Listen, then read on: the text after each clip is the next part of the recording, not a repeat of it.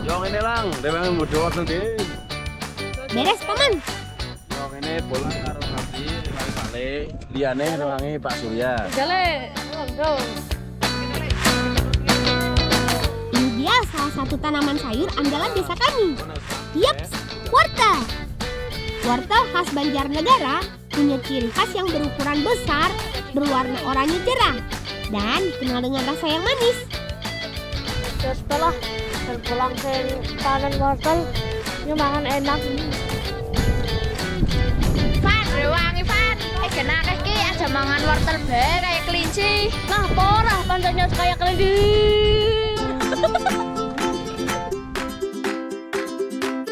Ayo, semangat teman-teman. Cara panennya tidak memerlukan alat khusus. Cukup pegang pada bagian batang, cabut, dan bersihkan tanah yang masih menempel. Hanya wortel yang berukuran besar saja yang dijual. Sedangkan yang berukuran kecil biasa dipakai untuk makanan ternak, seperti kambing atau sapi. Besar kecil ukuran wortel sangat dipengaruhi oleh air. Oh iya teman, tanaman wortel bukan tanaman musiman seperti padi loh. Sayuran ini bisa tumbuh di musim apapun. Lah mong wis grewangi tak wae wortel. Si Fan, rewangi ngangkat iki. Wortel. Hati-hati ya.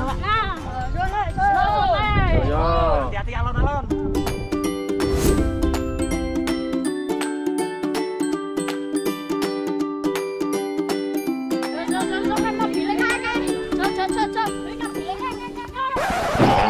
Waduh, Hamka terjatuh. Dia sih melaku orang hati-hati. Lah ngapa-ngapa ora? Walah ya wis. Nyang nonot oleh harale. Ya wis ora apa-apa. Zo gamburi cepet-cepet.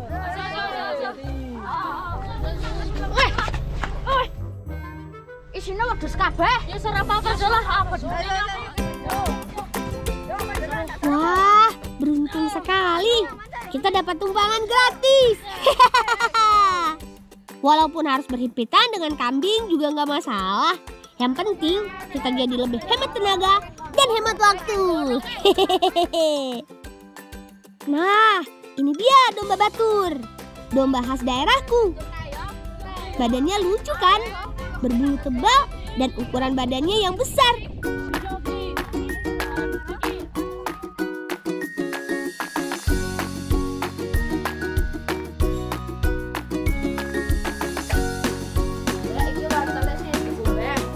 Wortel selain dimasak jadi sayur, bisa juga untuk kue yang enak loh. Kami akan memasak kue bolu wortel. Nah, selain enak dan mengenyangkan, pastinya bergizi tinggi juga. Bersihkan semua wortel, kerok bagian kulit, dan cuci sampai bersih. Wortel digunakan sebagai salah satu bahan utamanya agar memberikan rasa dan aroma yang khas. Makanya kita perlu parutan wortel yang banyak. Ayo, semangat memarutnya! Selain diparut, wortel juga dipotong kecil-kecil. Nantinya, potongan halus ini akan kami gunakan sebagai taburan di adonan kuenya. Jadi, pas digigit, masih terasa butiran wortelnya. Tambahkan beberapa butir telur ayam. Bagian putih dan kuning telurnya bisa dipakai semua ya, teman. Pilih tepung terigu yang mempunyai kandungan protein paling rendah agar kue tidak keras dan bantet. Aduk deh semua bahan sampai rata. Oh iya, mengocok putih telurnya juga tidak boleh terlalu lama karena bisa membuat kue tidak mengembang dan berminyak. Nah, ini dia cara kami memasak kue bolu dengan cara dikukus. Ayo, jaga apinya supaya airnya cepat mendidih. Tuang adonan ke cetakan yang sudah diberi lapisan minyak goreng agar kue tidak lengket ketika sudah matang nanti. Lalu kukus adonan kurang lebih 45 menit sampai mengembang sempurna. Oke, ini apa? Gerak-gerak.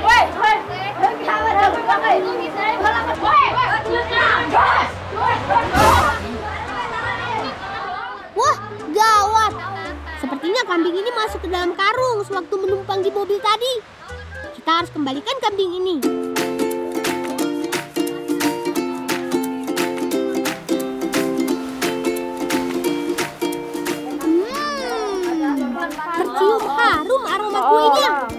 Langsung keluarkan saja yuk ke dalam wadah. Kita cicipi dulu yuk sebelum kita kembalikan kambing ini ke paman.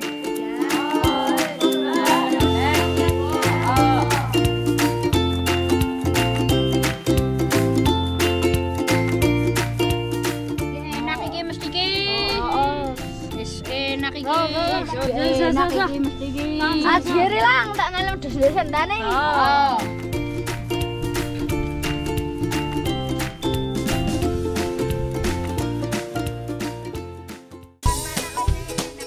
Wah, rasanya enak tenan.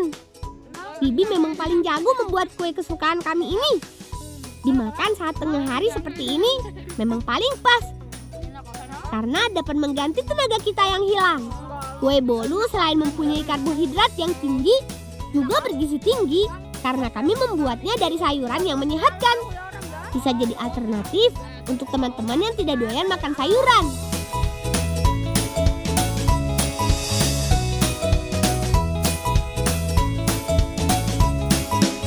Enak kan? Waduh saya ulune main kan. Wah, kan. Ya waduh senane. Waduh. Wah, gawat. Kambing yang mau kita kembalikan malah hilang. Kira-kira pergi kemana ya dia?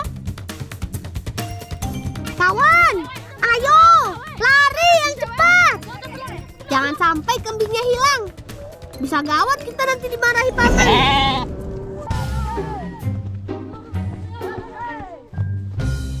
Wah, gawat. Kambingnya masuk ke hutan. Kalau kita tidak segera menangkap, takutnya kambing akan semakin jauh dan menghilang. Harga domba Batur tidak murah, teman.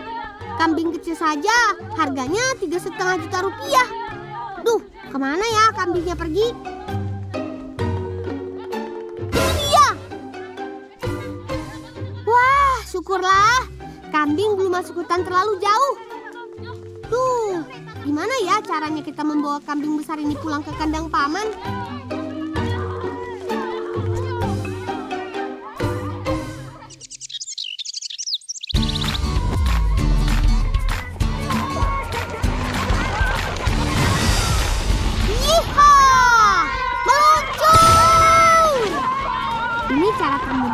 Membawa kambing menuju kandang sambil bermain, sambil melakukan hal yang bermanfaat. Cara membonceng kambingnya lucu ya teman. Kambing ada di tengah kami agar tidak terlepas ketika meluncur.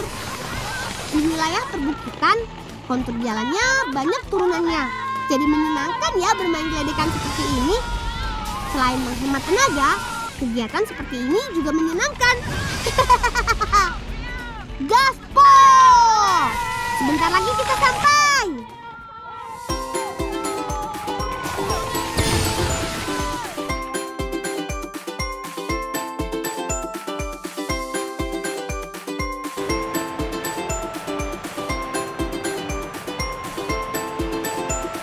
Ini dia peternakan domba Batur milik Paman Rozan. Di peternakan ini ada sekitar 100 domba. Tambah lahap, tambah gede.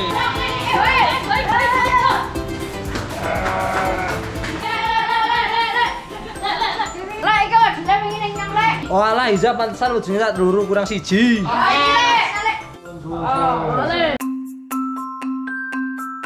Mang, bolang. Apa lagi tinggal? Aduh, nyong kelalen dari tanggopan wedhus. Ya wis tak senangan ya. Heeh. Lah kancane sing loro jeneng ndi? Aki janingan aki damer susu. Oh ya wis tak pandeni nah. Heeh. Oh Iza sing akeh yo pandine. Nah, untung paman membawakan kami pakan yang tertinggal. Menja Jadi gede-gede. domba-domba ini bisa langsung makan menu kesukaannya. Selain rumput gajah, domba Batur suka daun wortel dan kol. Makan yang banyak ya, supaya cepat besar. Ki susune pos kre. Oh, oke lho. Ki jagamen bolang ben dan icipi bolang-bolang. Ayo. Beran mesti. Wis tak pernah susu pos kre wong wis rewani sampane wedhus. Ki dicipi-cipi bareng. Cicipin bareng ngono. Domba Batur memang menghasilkan sedikit susu. Weh, apa lang? Aduh nyoklale nek latihan. Oh iya. Pamit dhisik Lek. Oh ya wis ya hati-hati. Kelas sunan Lek. Hati-hati. Sudah Lek, sunan. Yo.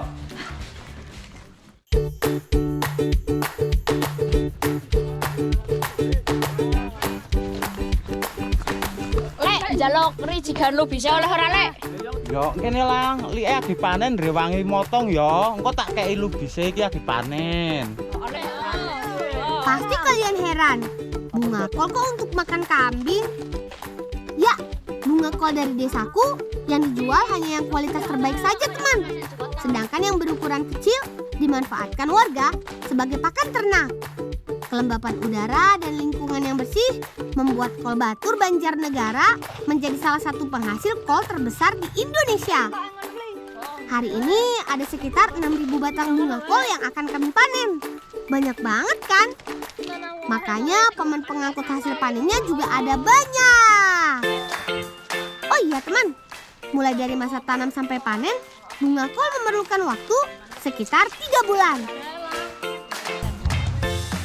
Semua hasil panen dijual dan didistribusikan ke berbagai daerah seperti Jakarta, Bogor, Semarang, Yogyakarta, Cilacap, dan Pekalongan. Nah iki PS iki. Kena umpan wedhus lho. Iki umpan wedhus apa umpan apa iki PS. Iki. Ayo, kita kumpulkan kolnya yang banyak.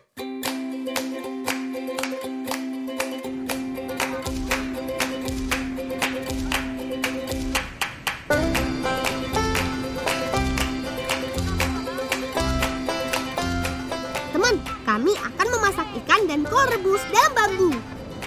Sebelum dimasak, ikan dibersihkan terlebih dahulu bagian dalam perutnya dan bagian sisiknya juga harus dikerok.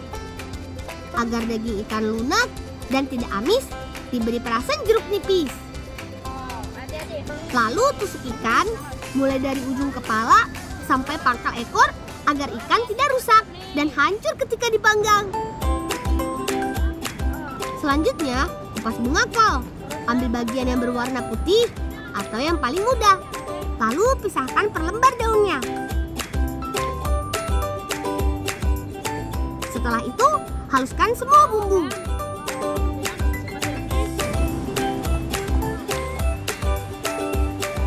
Masukkan semua bahan ke dalam bambu, lalu bakar deh. Eits, ikan tusuknya juga nggak boleh ketinggalan. Kita panggang di bagian bawah bambunya.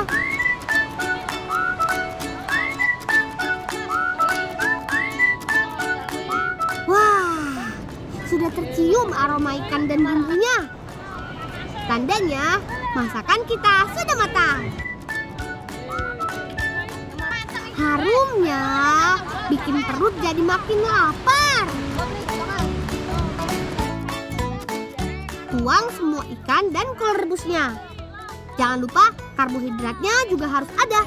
Tenang saja teman, aku sudah bawa kentang rebus berukuran jumbo. Pasti bisa semakin mengisi perut kita yang kosong ini. Makan hidangan rebus menyehatkan teman, karena rendah lemak dan baik untuk jantung kita. Kata kakekku, banyak mengonsumsi makanan rebusan bisa memperpanjang umur kita loh. Hehehe.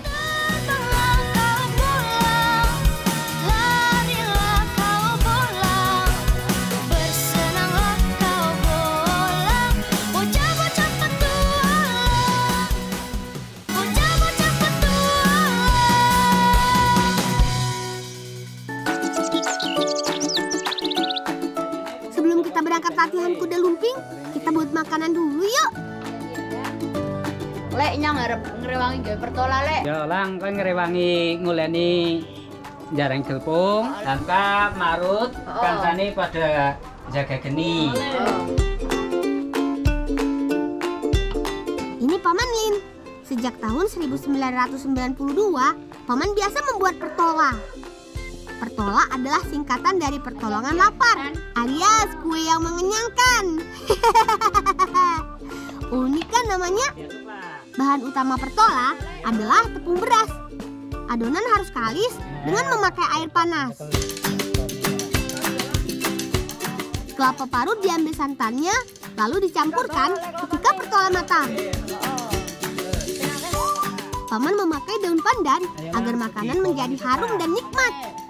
Pandan cocok sebagai pengganti vanili, teman. Rebus adonan selama kurang lebih 25 menit sampai semua matang hingga ke bagian dalamnya. Sambil menunggu adonan matang, serut gula merah sampai halus agar mudah larut ketika direbus. Agar menghasilkan santan yang kental, paman memakai kelapa tua. Rebus santan, lalu tambahkan daun pandan dan gula merah. Cara membuat kuah pertola penting, teman. Karena pertola yang enak tergantung dari kuah yang dibuat. Setelah matang, angkat pertolanya. Mirip seperti donat ya. Tapi ini belum selesai loh. Hancurkan lagi adonan dan ditekan memakai centong nasi.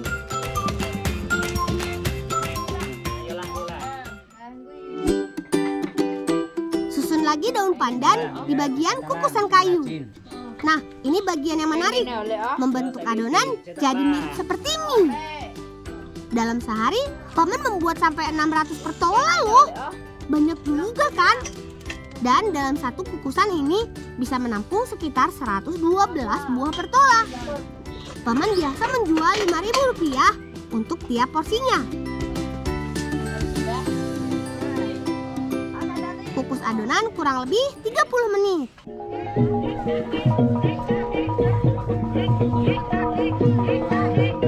Hari ini ada 3 kelompok kesenian kuda lumping yang akan bermain. Yang pasti ketiganya punya ciri khas masing-masing.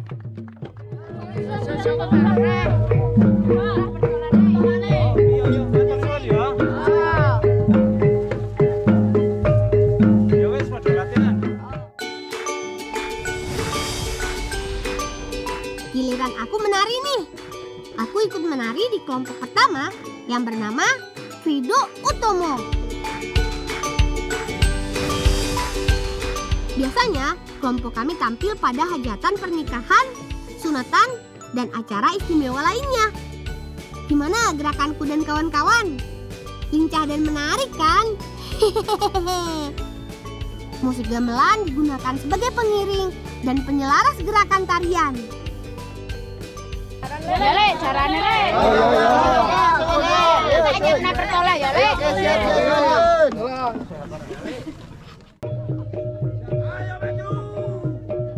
Nah, giliran kelompok kedua dari kesenian Turonggo Jati. Kelompok ini menceritakan tentang perjuangan pahlawan saat melawan penjajah. Pada tahun 1945, penjajah menyerang Parakan. Para pahlawan harus mempertahankan diri meski hanya bersenjata bambu runcing. Dan akhirnya penjajah bisa diusir. Keren kan? Nah, giliran kelompok ketiga. Kelompok ini dimainkan oleh 4 perempuan. Mereka tergabung di kelompok seni Ngesti Lestari Budoyo. Walaupun dari ketiga kelompok yang berbeda, semuanya kompak loh. Mudah-mudahan kesenian tradisional ini bisa terus ada sampai kapanpun. Dan bangga sekali rasanya menjadi bagian dari upaya melestarikan tradisi leluhur kami.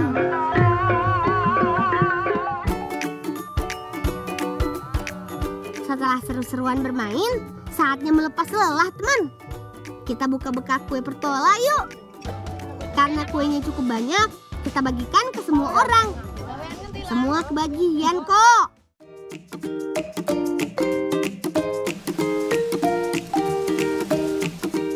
Tidak jauh-jauh dari Pantai Toka, kami menyusuri tebing ilalang untuk mencari tanaman pandan laut.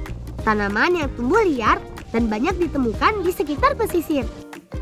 Berbeda dengan pandan yang biasa dimanfaatkan daunnya untuk memasak, tanaman ini memiliki daun yang keras juga berduri. Bagus nih guys. Bagus. Bye-bye Tarzan tuh. Bye guys. Rupanya Egas berinisiatif untuk mengambil buah pandan yang berada di pucuk pohon. Di antara teman-temanku, memang dialah yang paling ahli memanjat. Lihat saja tuh, pohon pandan laut yang berduri dapat dia panjat dengan mudah. Satu persatu, buah pandan laut berhasil kami dapatkan. Buah pandan laut ini disebut juga sebagai buah hala. Kalau di daerahku sih disebut buah pindang. Bolang, ini sudah penuh bolang. Oh iya, Egas turun aja Egas, sudah penuh. Wah, ternyata dari satu pohon saja kami sudah berhasil mengumpulkan banyak buah pandan laut. Buah pindang siap kami bawa untuk menghias perahu.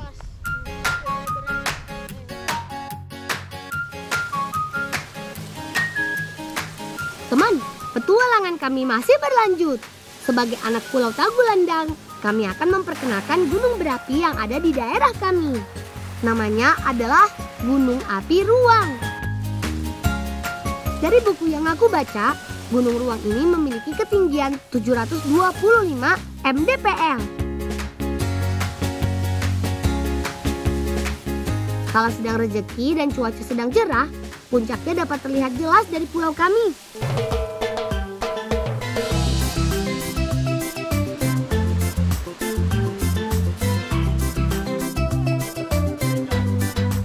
Akhirnya sampai juga kami ke Pulau Ruang. Meski termasuk sebagai gunung berapi aktif, warga di daerahku banyak memanfaatkan pulau ini untuk berkebun karena tanahnya yang subur. Salah satunya adalah kebun kopra atau kelapa.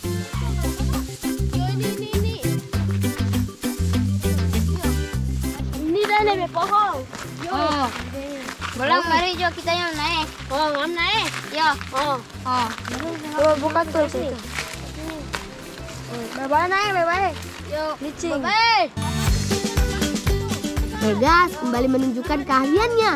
Tidak hanya pohon pandan laut yang berduri, pohon kelapa yang tidak bercabang pun dapat dipanjatnya, teman. Hebat Egas, pandai itu Egas. Awas, patah.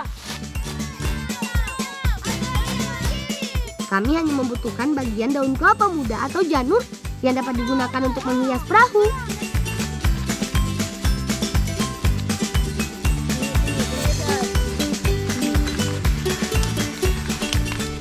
Mari Jo, sekarang pulang itu mau bawa ini pergi ke paman.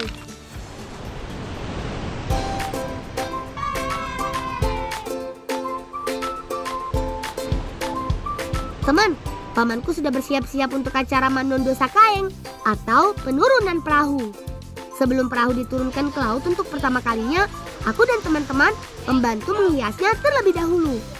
Paman, itu Bolang ada bawa daun katu ini mau hias-hias perahu. Ya Bolang, terima kasih Bolang. Yo Bolang, itu apa? Boleh Bolang mau bantu mau hias perahu? Oh boleh Bolang. Ayo mari aku bantu. Janur dipasangkan pada setiap sisi perahu untuk memperindah tampilannya. Tidak lupa pandan laut yang telah kami ambil juga dipasangkan. Kami percaya semakin banyak pandan laut terpasang, semakin banyak ikan yang berhasil dibawa pulang nantinya. Amin.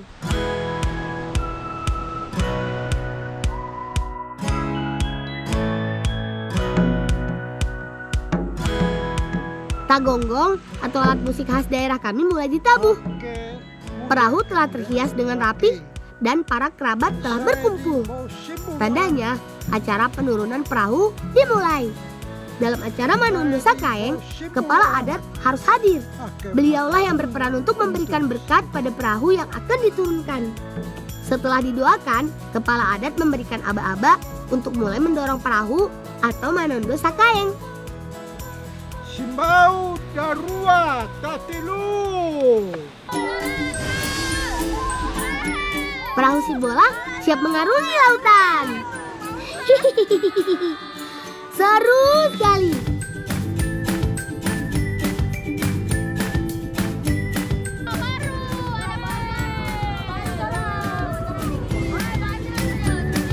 Bagi orang-orang pulau seperti kami, perahu memiliki peranan penting. Selain berfungsi untuk menangkap ikan, perahu juga dapat menjadi alat transportasi antar pulau.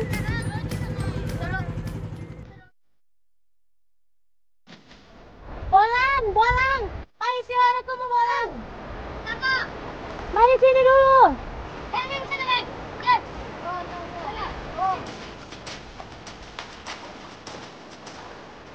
so lapar? Iya, Kak.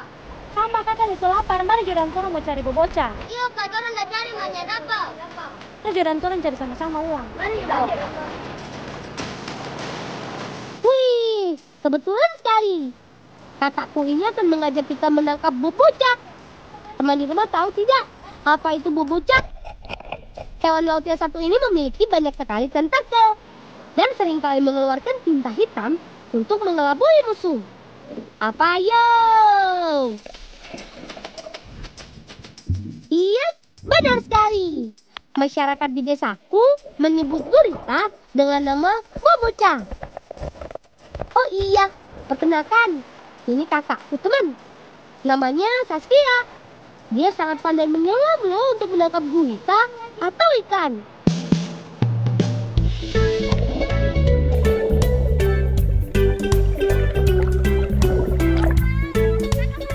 Waduh, jangan sampai kalah kita dengan kakakku. Kali ini kita harus dapat. Semangat! Oh iya, saat mencari gurita, mata kita harus jeli ya teman. Karena gurita suka sekali bersembunyi di balik terumbu karang.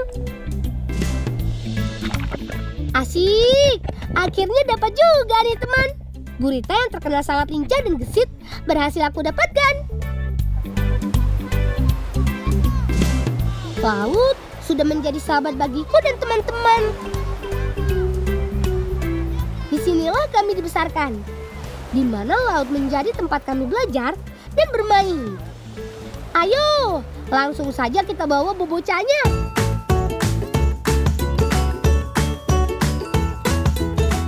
Wah, wah, wah. Ardan dan Heng gercep juga ya, alias gerak cepat. Lihat, api sudah mereka siapkan.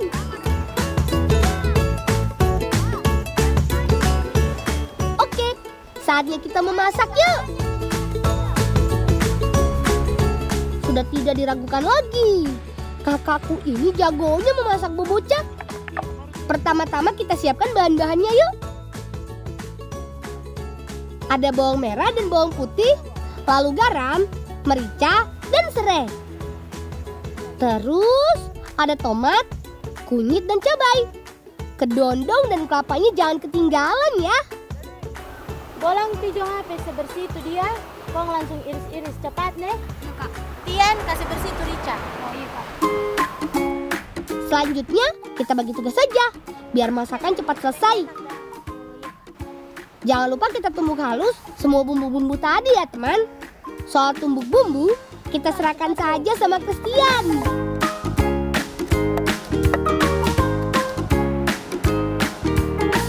Nah, bagian membersihkan bobocak itu tugasku. Oke, sip. Bobocak sudah bersih nih teman. Selanjutnya, siap untuk kita masak.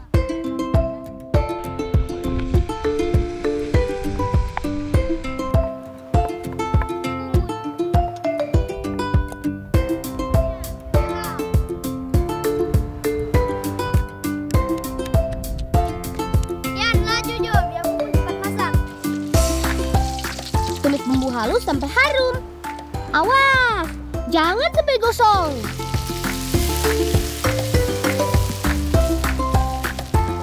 Lalu masukkan bobocak, aduk sampai bumbu merata. Kemudian tuangkan santan kelapa. Eits, hampir saja ketinggalan. Kita gunakan buah kedondong untuk menambah rasa asam pada masakan ya. Nah, masukkan kedondong saat masakan sudah setengah matang, supaya kedondong tetap terasa segar dan tidak terlalu lembek. Yups, semua bahan sudah masuk. Selanjutnya kita tunggu saja sampai matang. Satu lagi nih, tips buat kalian yang akan memasak bobocak seperti ini di rumah. Memasak bobocak atau gurita tidak membutuhkan waktu yang lama kok. Kalau kita memasaknya terlalu lama, akan menjadikan daging bobocak menjadi alot dan kenyal. Seperti itu teman. Selamat mencobanya di rumah ya. Hihihihi.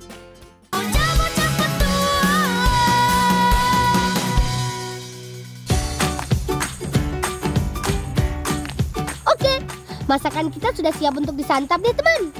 Wih, terlihat sangat lezat bukan? Daging boboca yang segar seakan-akan memanggilku untuk segera menyantapnya. Sungguh nikmat sekali. Nah teman, mengkonsumsi boboca atau gurita seperti ini sangat baik loh. Gurita banyak mengandung vitamin dan mineral seperti kalsium, vitamin C, serta omega 3. Omega 3 merupakan nutrisi penting yang dapat mengurangi kemungkinan penyakit jantung. Selain itu, omega 3 memiliki peran penting dalam meningkatkan sistem kekebalan tubuh dan membantu dalam perkembangan otak anak-anak seperti kita ini. Ayo, kita habiskan!